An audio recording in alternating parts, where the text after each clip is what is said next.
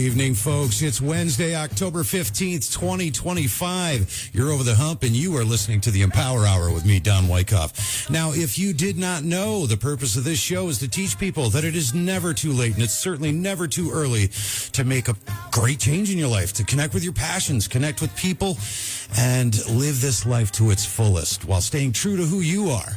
Now, with me tonight is yet another example of just that sentiment. He's someone that's a motivational speaker with a focus on recovering and empowering others to face fears and push forward with purpose. He's a dirt bike racer. He's an ATV racer. And, oh yeah, he's 68 years old. With me tonight, Mr. Frank, the GOAT White. How you doing, buddy? Good, Donnie. How you doing? I'm doing great, man. So, the reason I have you on, I've explained it before to you, but for the folks, I have known you since, 1982 or 4, been a friend of my family forever. We lost contact when I went to prison, and then things happened for you that changed. And then ultimately I was watching. I just actually went to the Unadilla races a bit ago, just this last one in 25 here. And was going through, typing in races, and up pops your face. And I'm like, what in the hell is going on here? How is this guy, 68 years old, racing dirt bikes and racing ATVs at 68 years old? And on top of that, how are you doing that being Frank White that I remember from 1982? Absolutely. Yeah. How did that work, man? Has this been something that you were always fastened or a passion over, was doing the racing and stuff? I mean, I know you always liked motorcycles and stuff, man, but...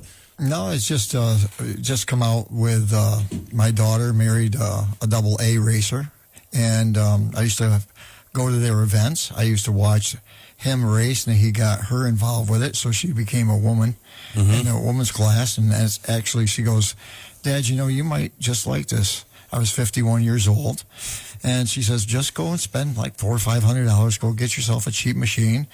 Try a couple of them. If you don't, you can sell it. And I was hooked. I got like 7 out of 9 places back at the Broom Tioga? Yeah, right. Now, you used to ride Harleys. Now, I'm just going to share this story. I hope you don't mind, but... Not a problem. My last memory is when I'm about 14, 15 years old, and my cousin is down getting a tattoo, because you're also a tattoo artist. And you had a business in Otsego, and I believe you were selling eyeglasses at the time. Yes, sir. Needless to say, I was intoxicated quite a bit. But then again, so are you, right? And I remember coming back from the beer barrel on the...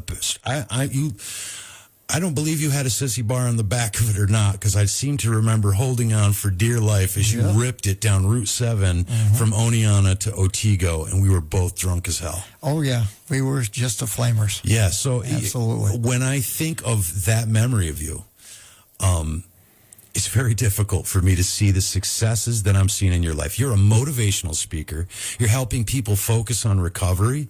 You're helping people come out of the depths that drive us into addictions. And I got to tell you, man, you couldn't have wrote this book. I couldn't have seen that. I couldn't have seen it. I can't imagine that you could have seen it coming. I could have never believed the life I have today, looking back on the life that you're describing. No, my mom's listening right now, Bev Wyckoff in North Carolina. How you doing, Mama? I told you I was going to have Frank on, and he's going to relive some of the memories you may have of him. But when you were at that time, how old are you when you're down there with doing the tattoos and things like that? Early 30s. Early 30s? Yeah, late 20s, early 30s. Yep. There's people loving you right now, Frank, live. Say hi to me, Frank. I forgot the power to say it. That's all right, man. You can just kill it or put on vibrate. But anyway, so why I'm fascinated. Most people that look at your page, and by the way, if you want to check out Frank White and who I'm talking to right now, you can go on Facebook and look up Frank White. You're in Elmira now? Is that where it is? Okay. There's a picture of me jumping one of my four-wheelers. You can't miss that one. Again, 68 years old. This is bananas, because as I shared with you, I recently, 3 years ago, I jumped on a dirt bike, YZ250 Screamer, and I took it around maybe a half mile lap, 2 laps of that. And when I got off, man, my forearms were shaking. I could barely move my fingers. It was just complete overwhelming. I forgot how much it takes to ride a bike and to do it competitively. But then to do it at 68 is bananas. I started at 51, and the bottom line is why I did it is because they said you can't. Right because on. of my age at that point. At 51 years old, it's like, most people 55, 60, 70, they're looking at nursing homes, retirement homes, whatever. It's like, that's not my thing, man. It's like, I'm not ready yet. And I don't know whether I'll ever be ready. But the bottom line is, so at 51, I've got that four-wheeler, and then they said, you know what, you really can't do both of them either. And I said, don't tell me I can't, because that's not my word. Try is not a word. You're either going to do this or you're not going to do it. That's right, yeah. And the bottom line is, so I got on the bike, and I ended up doing bike and quad. But you're not just riding. You're winning. Racing. Oh, yeah. And you're winning. I'm very, very into the professional aspect of it all. And you've been sponsored. I mean, you got Monster Energy drinks, Red Bull. I was fourth in the nation at my age. Right. And, I backed off a little bit. And I've now become more of the motivational aspect of it all. Right. Because I see so many young kids that they put up a Ironman award. It's called Frank Ironman White Award, and it's very, very honoring for me. It's very humbling too. It's almost makes you want to cry for me, is because I go out there and I give it my best shot. And there's guys I know I cannot beat, but the bottom line is, if I compete, I'll get the award. Right. So the only one that's going to short sheet me is me if I don't show up. That's right, yeah. So I'm guaranteeing myself of this opportunity if I show up and I give it my best all. That's right, man. That's the best I can do. Now, did you always have that go-get-it attitude, like I can accomplish, were you always super optimistic? Did you always have this focused drive, or... Well, I'm sitting here with a smile, as you can see. Yeah. I was voted most likely to succeed by class and faculty. And the boy coming from extreme dysfunction, it was more or less a laughing joke award, because nobody think that Frank White. I'm the pudgy little kid that nobody wants on their line for dodgeball, because I'm 350 pounds. How are you going to miss a kid, So when you grow up in that atmosphere, you're already kind of kicked down before you get started. Did you just say 350 pounds? Well, I was a big kid. Yeah. And like I say, when you're picked for dodgeball, nobody wants you on your team, because you're the first one out. Right. Nobody picks. Plus, my last name is White. Yeah. So when you go A, B, C, D, all the way down, by the time they get to the W's, they've got all of the premier guys. Yeah. You're talking to a Wyckoff. Yeah.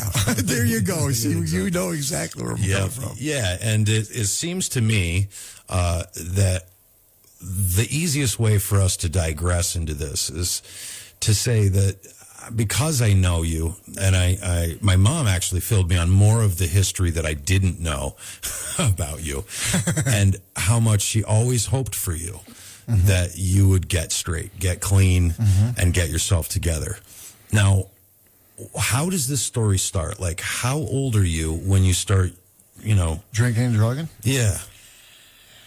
Oh, goodness. I really didn't want to get into the dysfunctional aspect of it all, because the fact is I watched my mom and dad and all my siblings all get that way. And it's like, I vowed never to become that. And next thing you know, I found out what the elixir of alcohol, and then I found out later what drugs would do. It takes me out of myself. Yeah. There's no insecurities. There's no fears. I can talk to women better. I can shoot pool better. It gives me self-esteem when I'm under the influence of something, because there's fear there, underlining fear that I didn't even understand. And you can't see it when you're living in it. All I know is it takes the edge off, and all of a sudden, all these people I'm starting to hang out with and be with are really doing the same thing that I'm doing, but we're a community. Yeah. They've got your back kind of brotherhood. Yeah, and that's the thing. And that was exactly what caught me up, is that I, of course, diverged. Like you said, you don't hang out with the jocks if you're the burnout, smoking, skipping school. And that's what I was. And who I hung out with were those kids. Exactly. And as we were talking on the way down, your new understanding through life helped you to understand why they were so important, but also that they were most likely going through a lot of the same things that you were doing. Absolutely. And none of us at that time were talking about the pain of our lives as to why we were doing it, because we didn't even know. No. We just know this feels better. Right. And that's what keeps driving it. Absolutely. And as long as you're living in that dysfunction, you don't see that dysfunction. It's a normality. Yeah, that's right. You know, you think you're like a kitten put in with a bunch of puppies. You don't realize you're a kitten until you grow up and realize that, no, I'm not a puppy, I'm a kitten. So it means you're not that. That's not normal behavior. You know, most people don't steal from their parents. Most people don't end up in jail, come 2-3 counties away with somebody they don't understand who they got and how I got here. You know, handcuffed to grab rail up in Cooperstown, don't know how I got here. Too scared to ask a guard because I really blacked out and don't remember. Now, you hold the designations as probably one of the only men in the Otsego County area since the beginning of record keeping to have 2 DWIs. Yeah, hour and 7 minutes apart. An hour and 7 minutes sir. apart. And 5 total. And that is not a bragging thing because we're talking to a man who spends his life now redirecting those lost souls that are all still caught up in that mess, that don't have the clarity, that don't understand. Where did you find your clarity? A lockdown. Absolutely. 11 o'clock lockdown. And when you're crying into a pillow at 35 years old, you realize that you didn't rape, kill, maim anybody, as I told you. And there's something that's going on here. And then when you start to see people coming up that are in AA that you drank and drug with, and you're standing on a rack looking through the bars, watching them go home to their families, and I got 11 o'clock lockdown, it's not cool. I'm going to paint that picture a little better because I think I was in that particular jail as well. And those little thin windows at the top, you could step up on your bunk and you could look out as your visitor who came to visit you was driving off into freedom. And that's a sad and poignant moment as it is. But when it's somebody that you have drank and did drugs with and they just came in to speak and be a part of this AA group in jail, and you get to watch them go, that must have been the first point where you start to say, maybe there's something I can do about this. Maybe there's an identification here I'm overlooking, you know, because here's somebody that I partied with and passed out with and did all the kind of wild stuff with, and his family is waiting for him to come home at 9:30 when he gets out from the AA meeting. And he's bringing this meeting into a jail and it's like, wow, you know, it really makes me stop to look at where Wasn't I'm it at. just obvious to you, though, that alcohol was a problem after 5 DWIs? I mean, after the first one, it wasn't obvious, right? Second one? No, because there's dysfunction that's living within. You know, I'm not gonna stop. Tell me about that. How's that work? The dysfunction, as far as that's concerned, Like, how is your mind processing? You just get released from, now we'll say 3 because we know 2 happened in 1 hour that's a apart. perfect example. I'm getting out at 12:01 is when you're released at 12:01 in the morning. Who's there picking me up? The guys that are supposed to be my buddies. What do they got? They got a bottle of Jack. They got a mirror with a line on it. Frankie's getting in the back seat. Frankie's back out. And Frankie's a hero because he just went to college. Oh, yeah. I'm a hero. I didn't drop a dime on anybody. And the bottom line is I'm a provider. As long as I'm providing drinks, drugs, girls, whatever, I'm their boy. Yep. And they're here. But they never come to see me. They never write me letters. But when I hit the street, it's just like roaches turn on, man. The lights go on, they float right to me. So, yeah.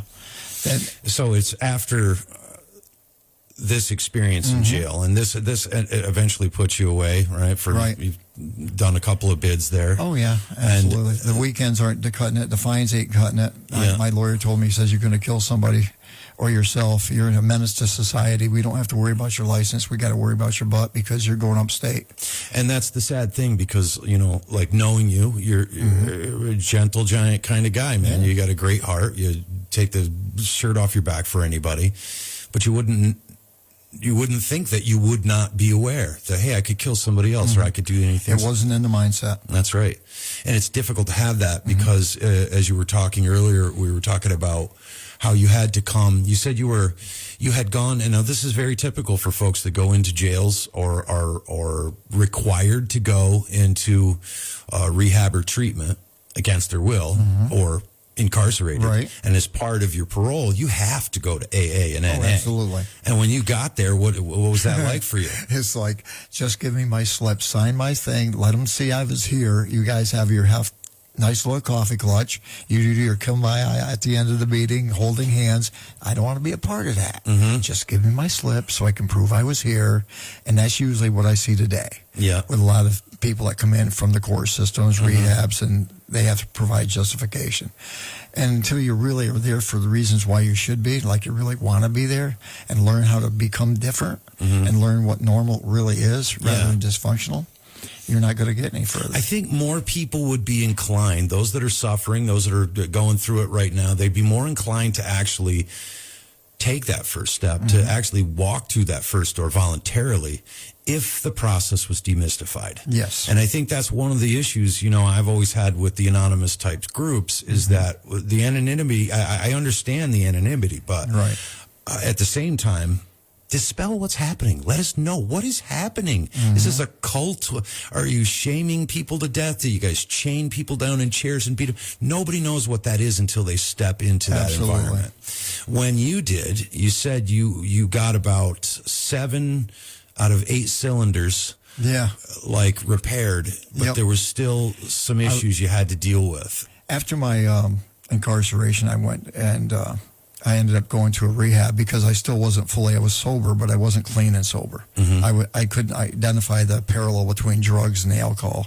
I hadn't been under influence, but I hadn't been arrested under the influence of any narcotics, always alcohol-related substances, like Jack Daniels, beer, whatever. And so further down the road, I decided that maybe I got a drug problem too. So I went to a rehab. And I went there just to find out why. Because I had no answers. I don't want to hurt anybody. I don't want to hurt anybody else. My ex-wife would tell me, she goes, you know what? I don't care what you're doing to yourself, but you want to think about what... I had 2 daughters, 8 and 6 at the time. And kids are very, very brutal to each other. Jailhouse dad. Dad's in jail. That's right. And my mom used to come up, and when we were standing on that rack looking out those bars from visitation, I used to see my stepdad helping her into the car because here's her baby son at 35 years old. In jail again. What did she do wrong? It's like, Mom, you didn't do anything. The bottom line is I got to be responsible for my actions. So all of these things led me into a challenge. Why do I do what I've done? And how do I not do it again? So I wanted to go to rehab and find out. And about 3 weeks in, I had 1 week left to figure out they weren't hitting something. And there was various sexual abuses. There's a lot of dysfunction in sexual abuse. And I had no idea that was a catalyst of why I was trying to seek out and become less fearful of being more acceptable.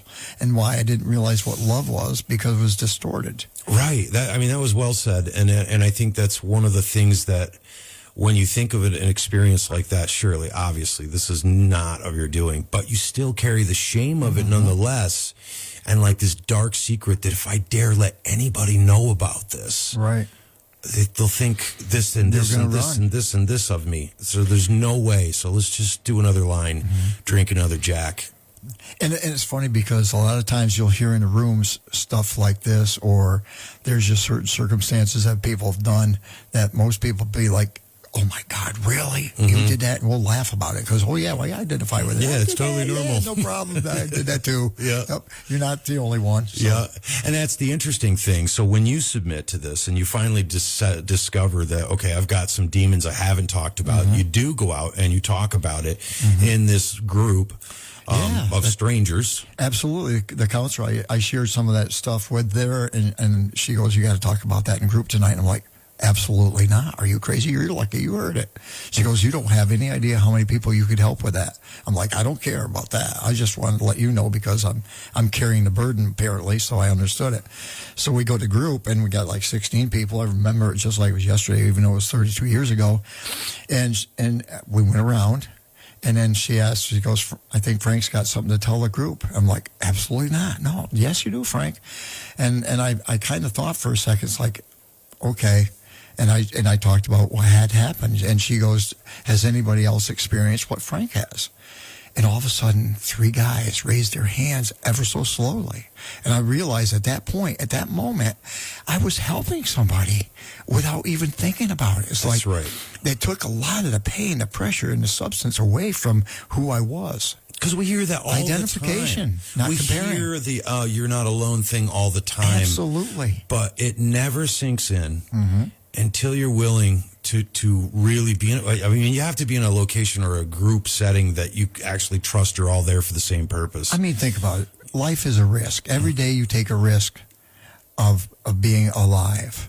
you know, and I think for me, so when I did that, it allowed me to free up that area of my life and come to grips with the demons, and be able to talk to the people that had done these acts on me, and find some kind of solace, because I didn't know why they did it. You're supposed to love these people, and the bottom line is, here's a parent, here's a brother, here's a sister, here's whatever that's abusing you.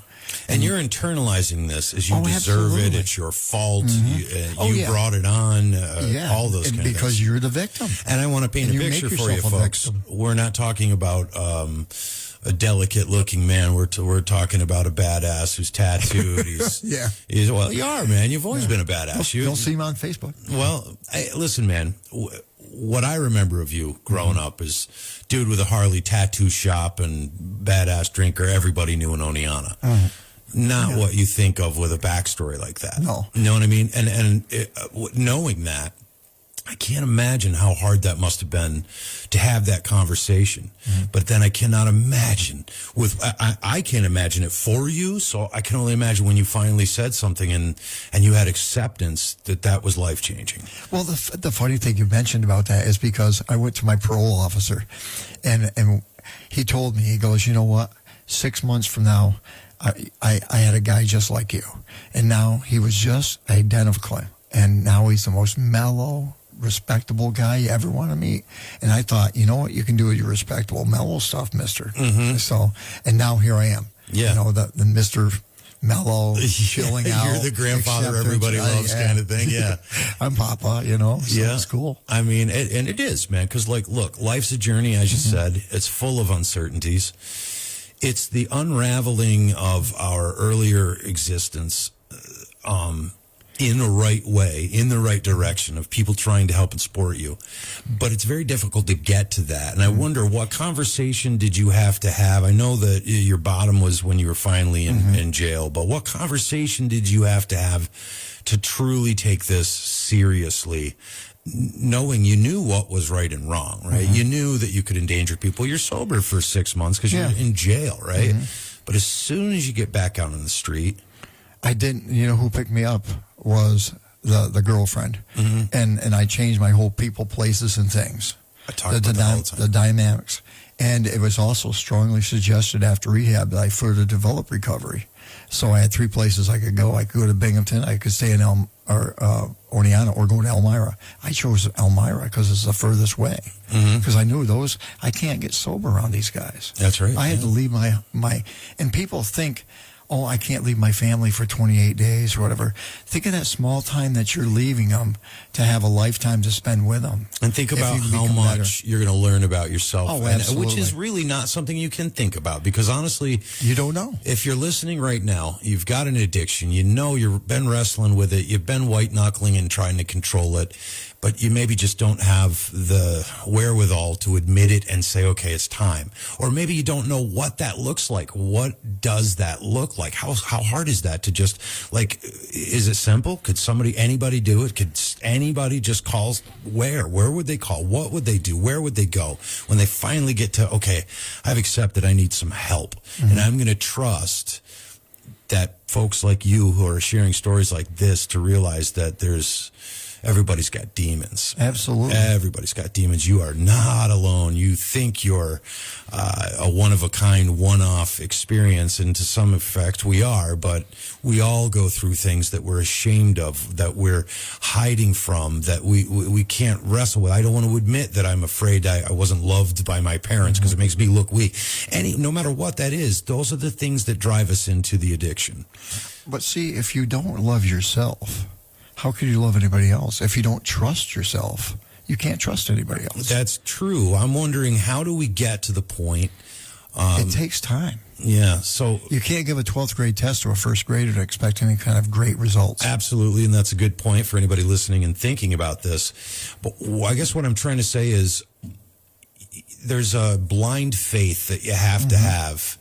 When I find it a little easier when I look at the recovery programs that I've seen, where people are actually coming and trying. Like you said, I know you go on an online one, and you're there religiously every weekend at 7:30 a.m. or whatever the deal is. because you've formed relationships with people that are like-minded. And that is the secret. We've always talked about this on the show, but even my guidance counselor told me, you got to change people, places, and things. And when I got discharge planned for my first discharge from prison, they were telling me the same thing. You got to change people, places, and things. But the thing I couldn't figure out is, why do I need to do that?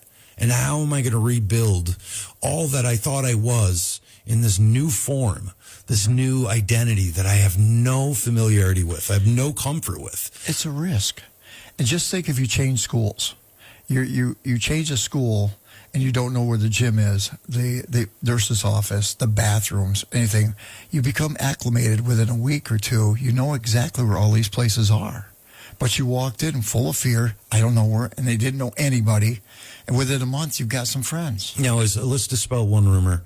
When you get into, let's say we go to an AA or an A, are they going to require that I have to stand up and talk? Absolutely not. So could I just sit down and just listen and kind of absolutely, just, yeah, that's not a requirement. And there's no requirement that I owe money, or I got to pray out loud, or hold hands, or any of that. What about the religious aspect? Do I have to believe in God to begin this process? No. Right.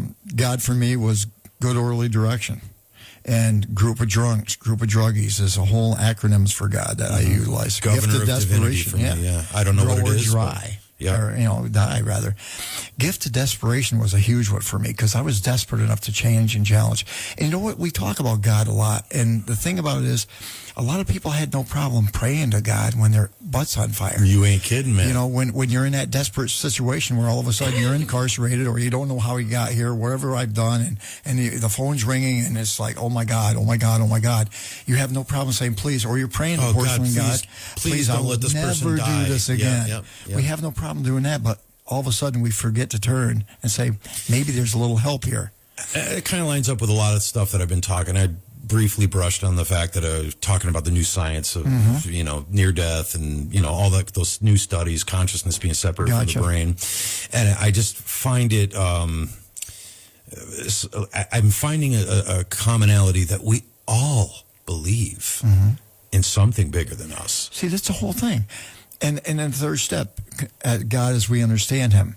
It doesn't mean Jesus Christ or God it can be whatever you want. It doesn't have to be Buddha or right.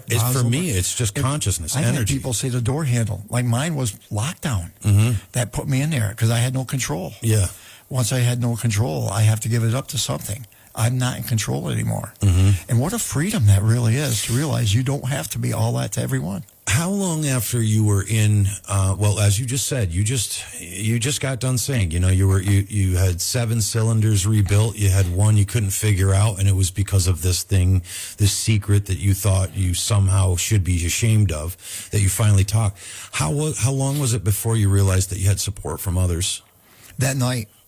That same. As soon as I opened up and I seen those guys raise their hand, I realized I wasn't the only one that had things like that happen to me. Yeah. And it was just an amazing opportunity. It was so like a whole weight. And you would not expect. I have been in, and when I did the series I did last year here, I did the 12 steps and all this, and I went to a lot of recovery groups, and I'm actually on the board of Fordu and Oneana. So, yeah, and looking at it, I see the positive nature and the almost new family idea, but I've also realized there's doctors, there's lawyers, right, and that's why the police anonymity. Officers that are going in here. And so, like we said, you think your story's the only one, and then you realize you got a doctor over here and a, religious leader over here, and you've got these people.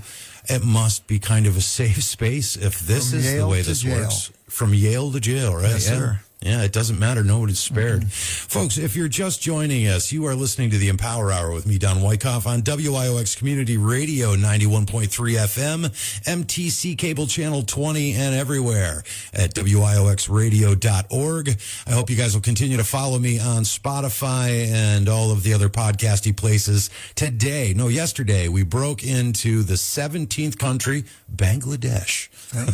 What is the chance of that? So, It's been really fun. I hope you will forward the podcast and keep liking and subscribing and engaging. And with that, we're back. I am speaking with motivational speaker who has a focus on recovery and empowering others to face fears and push forward with their purpose. Like I said, he's a dirt bike rider. He's an ATV racer. He's a winner. He's a legend, and he's 68 years old, Frank White. So, Frank, we were just talking about discovering AA and realizing that there's a group of people here that actually give a crap about you and can identify with some of the trials and tribulations that you've went through. What happens next? What happens as you start to your first 6 months, your first 3 months? I think I remember it's 6 months. 90 and 90 is what they usually, and I kind of look at that a little different, Donnie, because I don't tell everybody that they're going to, because they think you do 90 and 90, that's really what the courts want, that's what the rehabs want. And so what that means, you do 90 meetings in 90 days. It's basically an identification process. But a lot of people think they're going to get licenses back, relationships back, kids back, everything else. And when it happens on 91, they don't have any of that stuff back. I don't promise them any of that. What I'm going to tell you is who do you see in the mirror? That's right. How do you feel about yourself? Some of the redness might be gone from your nose from your drinking. You might have lose some of that grayness underneath your eyes if you're smoking crack like I used to. In your physical body, how are you feeling? You can make the steps without a problem. How about relationships with others? All of a sudden you see a little bit of trust because you're starting to trust yourself. That's right. The amazing thing. It's not about all the materialistic value. It's about how you feel, because that's what I'm saying. You got to take care of yourself. It's a selfish program to the event of saying, it's like that airplane thing, put the oxygen mask on yourself because the kid's going to die. If you put it on him, you're going to die too. Yeah. I can't give you what I don't have.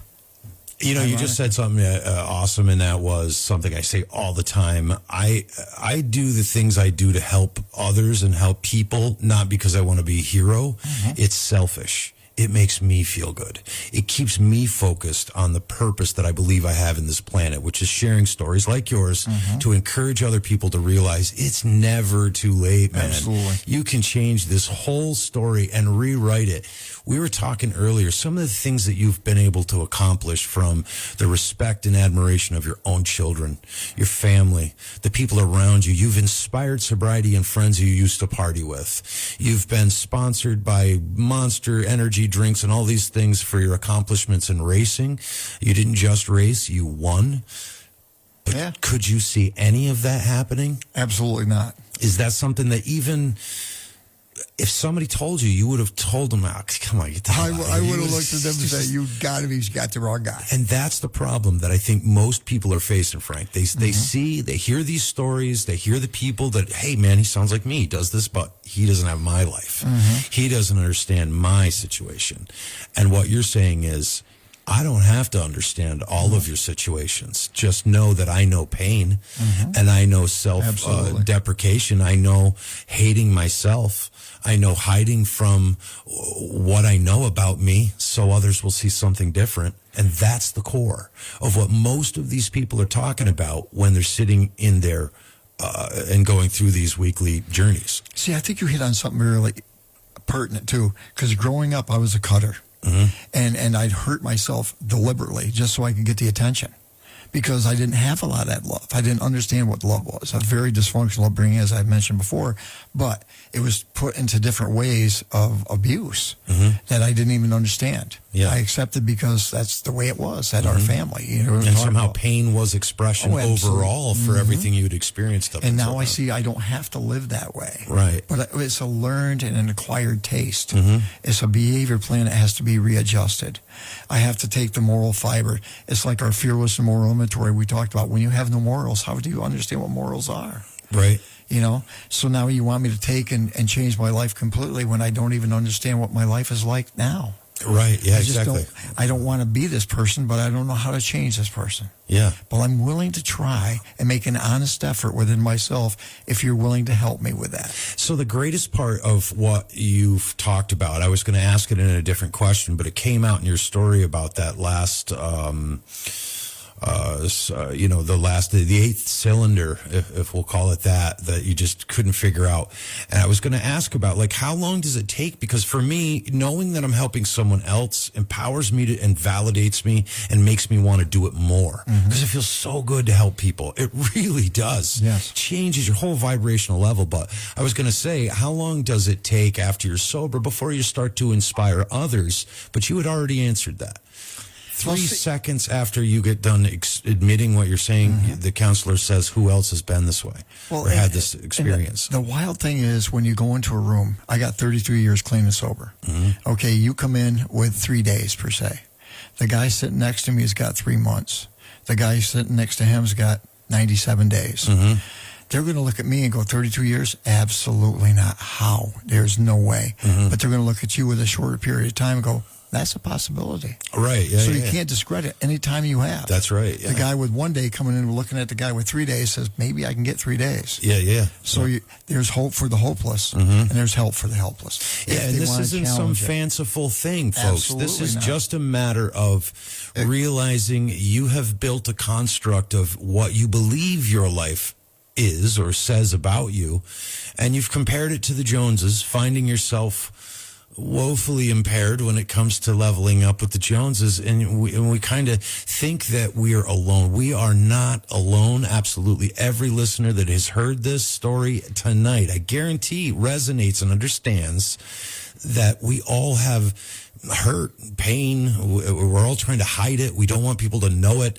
But it's when we become honest. It's when we become open and live this life to its fullest means to me to be able to tell my story of who I am, which is what the whole catalyst for my show was. Is I've done all those things I told you about and blah, blah, blah. Like I said, this is about you tonight, but it made me realize that the more honest I became, the more true understanding of life I got, and the more I started to gain. I started to gain in friends and opportunities and connections, and I think you've pretty much said the same thing. It's put you in an area where you've got connections to resources, to people, to friends that you couldn't have ever deserved doing what you were doing before. I've got keys to half of Elmira.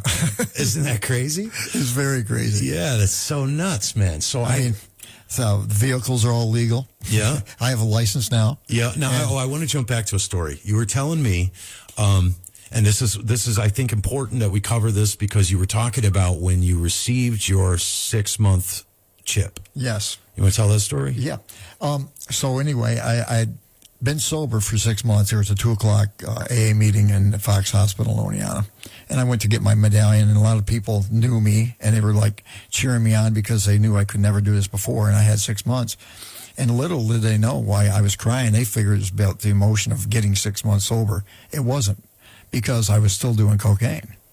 I had went home that night after my medallion, and the following morning, my ex called me. She says, you probably got a drug problem. You're doing good. So the tears alcohol. were from self-induced shame. Oh, yeah. Like the Absolute realization. Guilt and remorse, yeah. Okay. But so that's when I come clean and turned my medallion into rehab, decided I'd further develop more because I had the alcohol in control. I couldn't see where the cocaine or the drugs. And addictions. Yeah, exactly. So my clean and sober day is February 5th, 1993. I turned that medallion in as New Horizons. Wait a second. February 5th, 1993. I was released February 4th, 1990. Wow. Pretty wild, huh? That's really wild, man. So then, so for me, that makes me easily make sense of the chunk of time we're talking about and what I've seen you evolve to be, and and grow into. And like I said, there's enough people out there that have heard there's AA, they've heard about NA, they've heard about these kind of things. But I think it's also important to realize that there's also for support for family members? Al-Anon. And I found that the more I investigated that, boy, does that make sense. Oh, yeah, absolutely. And I'm a very strong advocate for Al-Anon once you get sober, because a lot of my family still Well, was why don't you dysfunctional explain drinking. what Al-Anon is? Al-Anon is basically for a family member that doesn't drink. That might be a spouse, that might be a brother, sister, mother, father that hasn't drank or hasn't got a drug or alcohol problem, but lives in with an alcoholic. So they have no capacity of understanding. They can your have a couple drinks and go or home, any of and that. they can have a beer in the refrigerator. Don't worry about it for months. Maybe watch a football game, drink half of it, and dump it. That's Right. not an alcoholic behavior. So when I got sober, I was in dysfunction with all the family members were still drinking. I mean, my first Thanksgiving, I went home, and my neighbor and my stepdad weren't drinking, and we watched a football game on Thanksgiving Day. But my mom and my brother were drinking in the kitchen. They were isolating themselves because they didn't want to make me feel uncomfortable. Yeah. And see, that's the whole thing. It doesn't really matter about who you're at. It's about the changes within.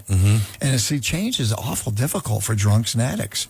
And that's why I brought up the Al-Anon thing. Right. It's hard because you need the support, but you also need the people in your life to understand what these triggers are and how they affect the person that they're hoping will get sober. Because I see a lot of folks that are sober that are just shaming.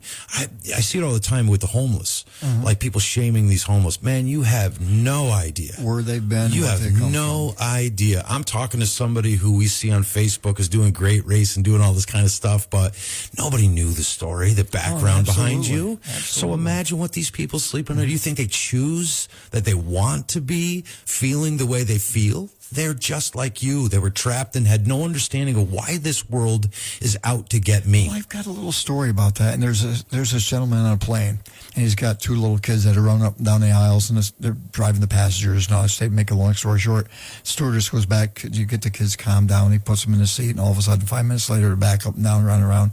And she says, I told you, please get your kids under control. And he says, well, I don't know really how to do that because see, their mother just died, and we're going to California. I don't know how to tell them that. So the people don't know what he's going through. That's right, yeah. And he don't even dare and tell we're his making kids snap yet. judgments about people. Exactly. So until you realize what that person's walked in their shoes, shut the hell up. Yeah.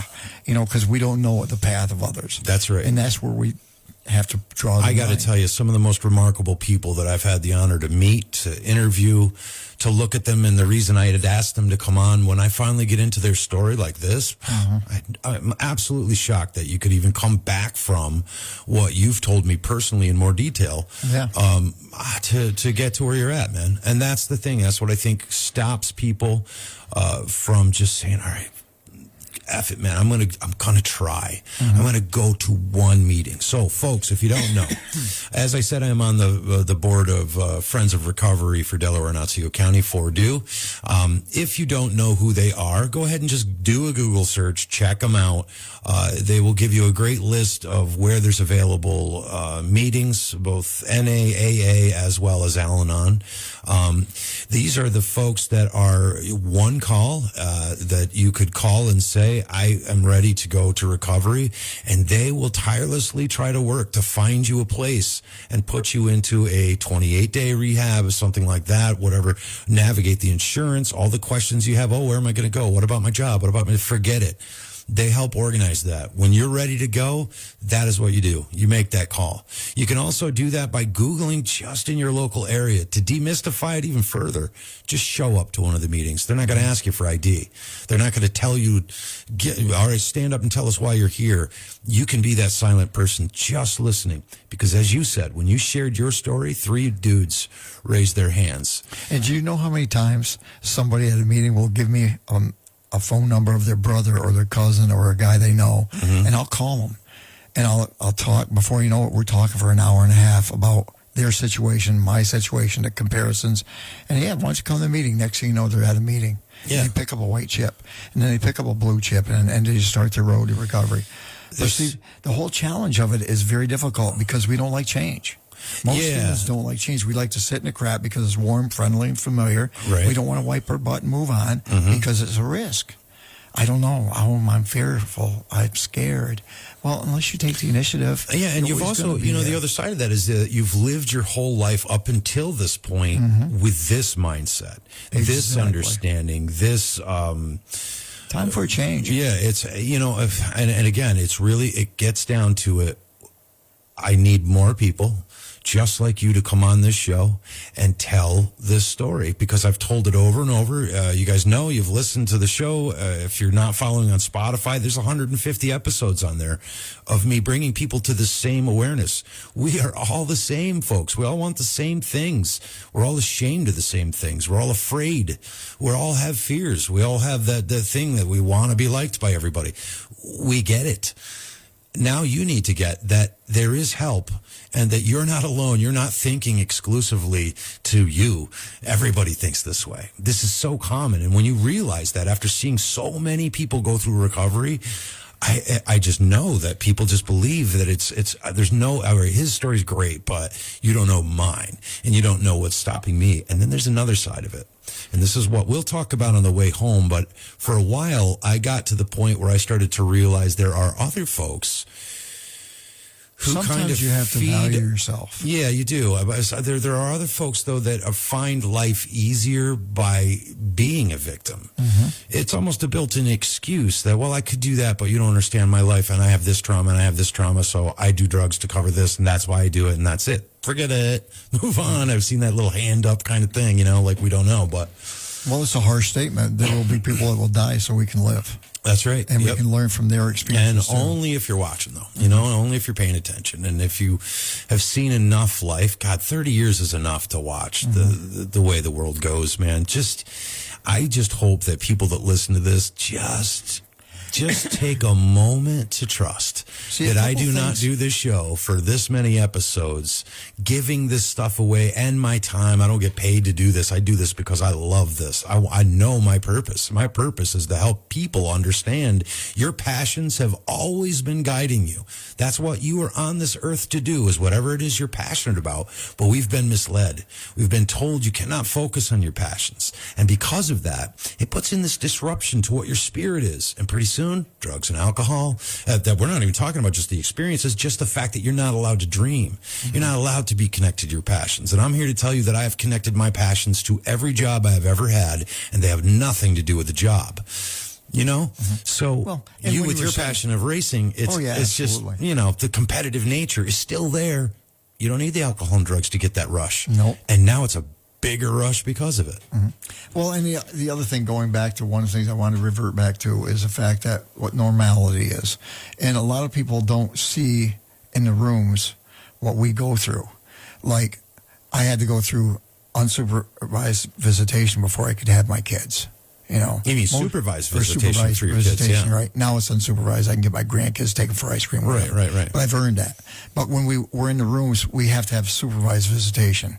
There's certain things that we have to follow to the T and letter because of the fact there's no licenses. Mm-hmm. We've lost our license. We had, first time I got a secured bank card, it was like a monumental thing. Yeah. Because I was trusted again. Yeah. When I got keys to the church to make coffee, I was trusted. I was entrusted. That's validation. Yeah. And so most of these things I'm just mentioning to the layman's outside, the normal human beings, that just is that daily occurrence. I go see my kids. I pick up my grandkids. Mm-hmm. I go over here. I go over there. I got a license. I get my car and drive. I ain't got no worry about it. I got money in the bank. To us, that's prior. That's a gift. Mm-hmm. That's the promises coming through, Yeah, when you're talking, Frank, you're not talking about the average folk that have average problems. Absolutely. You're talking about a severe, crazy-ass life that had unbelievable consequences, which we won't even be able to touch, from friends dying a lot of people come in, they can't have their kids. Right. A lot of people have to have supervised visitation. Mm-hmm. I got a guy right now going through, he says, I get my kids on Tuesday, Thursday, and Saturday.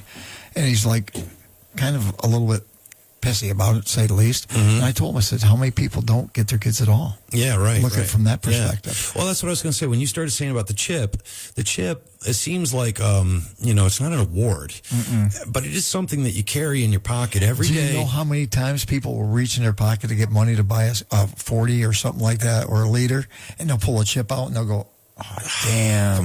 And that's the thing. It's something, it's not, there's no power in it, but it is symbolic of the fact that I've made that step, right? Right. And so it'll keep coming up, man. You'll find it on the dresser table, and that white chip's going to wave at you, even if you never went back again. Because on the back it says, to thine own self be true. Mm-hmm. And the bottom line, true to self true to self. Yeah. What are you doing? Because Yeah.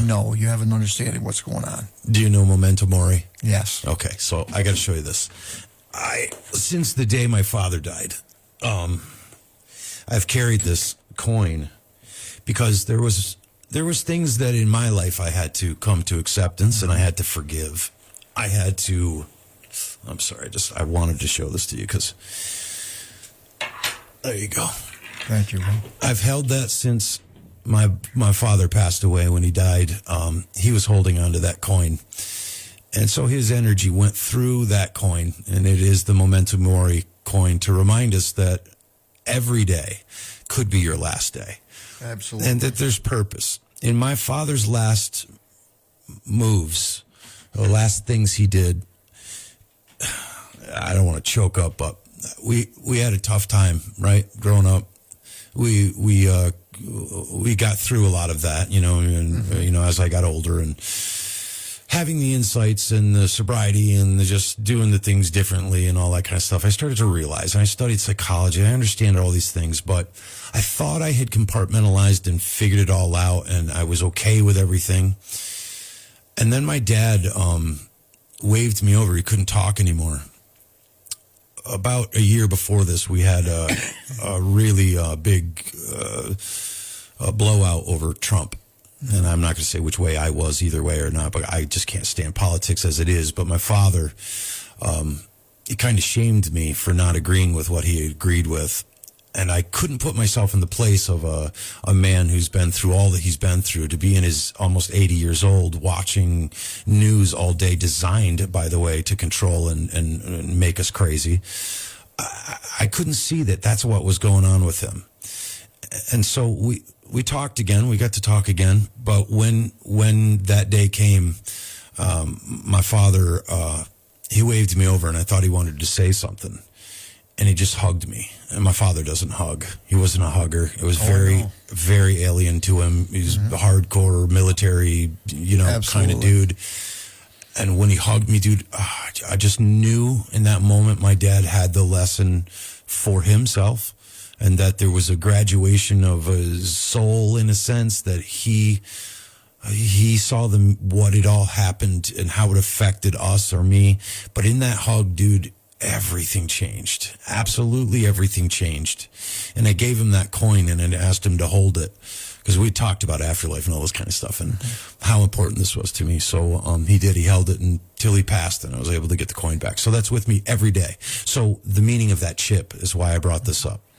Well, it's like when I talked to my mom about the abuse, and she knew about it, and I saw the pain in her eyes, and I knew what she had went through because I grew up with that pain and watching her get the beatings and things. So, and that's what you said. You didn't know that your mom had went through those things, right? So the bottom line is I could see that she didn't know, but it was enough that I didn't have to question it anymore. It was good. I was good with it. Right. And all of a sudden I can use that as a tool to help guide others. Yeah, and to know that she had an awareness of what was going on. Like you said, again, we're talking in the 50s and 60s, and when we're talking that era, we're talking men ran the house, ladies stayed at home. I mean, we had this whole demographics was a whole lot different. Everything was different, and so a woman wasn't going to stand up and I mean, they were less likely, I should say, or less allowed. I'm sure they wanted to. Right. And so knowing and seeing, and you were telling me about that today, that your mom looked away and started to tear up, it's because she carried that guilt. Right. That all those years like a demon. And when you forgave her, dude, you changed your life, man. Yeah, the bottom line is, what could we do about it? Mm-hmm. So I looked at it as a useful tool. Yeah. So identifying with that, I can go and express that to other people that have had things like this happen to them. Mm-hmm. And now we cannot be the only ones. And we can share that burden and turn it into a joy. Yeah. So you were able to have some closure with your mom? Mm-hmm.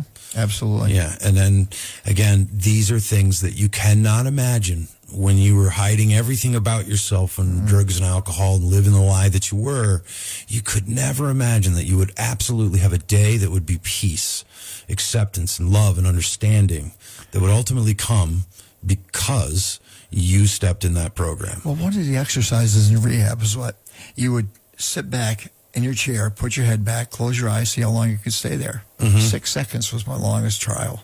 Today I can do that without reservation. I meditate every day. Comfortable. Yeah, I meditate nightly. Every night I meditate an hour or so before I go to bed, and I don't go to sleep on it because there's something about being in between thoughts. That there's a purge, I guess, and my soul becomes more apparent, if it's the best way I can say it, that I become more aware of my spirituality. And I don't mean that in a God way. Right. I mean, we are eternal beings. That's all there is to it. And I told you about my experience, which I've shared in the show, so people know my position on it. But I fully believe that that's the case. And if that's the case, then these are all lessons. And it's what do we do with these lessons? We're in college right now. That's what being on earth is about. You're here as a soul having a human experience. What are you going to do with the calamity? Are you going to submit to it and wallow, or are you going to stand up and do something? See, that's what leads into freedom. Because freedom from bondage of self is huge. When you start letting go and letting something else, whatever you want, is a higher power, come in and really just turn your will over. That's right. Like my will brought me into the rooms, but the power of the rooms and the program keep me into it. And the people coming through the doors allow me to understand that this is where I would be exactly if I went back to that same way of life. Yeah. It wouldn't take me long to find dysfunction again. Yep. But I choose not to on a daily basis.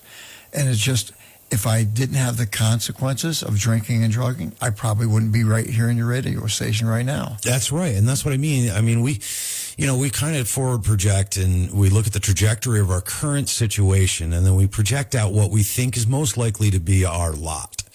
Never realizing that you can make that. That's what the whole free will thing is about, man. We can make a change anytime. It's never too late. And I say it with a smile because Friday night, we used to have ladies' night on Thursday and stuff at the Dark Horse and things. But usually Friday, Saturday, and Sunday, we'd have the barbecues down the bar. So you never knew where you're going to end up. It's like, I'm just hoping I won't get in trouble too badly. I know I'm going to get in trouble. There's probably going to be crap happening, but hopefully it's not going to be too bad. And that's when I usually end up incarcerated, handcuffed to a grab rail in Otsego County or something, too scared to ask how I got here. Yeah, man. I really don't remember. Yeah, and I got to say, once again, then I'm praying to that God that I'm, now I pray to on a normal basis. Yeah. So. Yeah. And it feels more genuine because there's been truth in the presence because of the path that you've taken. And again, we're not talking holy robe and slippers, man. We're not talking about the dude sitting on a fluffy cloud. No. We're talking about the God that we understand as we understand it personally. And each one of us will have a different. Me. I don't have to be that person. Just turn it over to something else. It doesn't matter what it is. I'm getting out of my own way today. Dude, I have come to that so much lately in the freedom, man. I say the let go, let God, but it's never been in my vernacular to say that because I have a hard time with organized religion. Just let go then. But letting go, because here's the reason, this is one of the episodes we did, is about letting go, because if anyone wants to sit back and think about it for a bit, everything that you have ever from, oh man, I hope I got to have this money for this bill to go, or I'm going to lose my car, or my electricity is going to get shut off, or I'm not going to be able to feed my kids. You experienced all that stress, that cortisol shooting through your body, but ultimately it always worked out.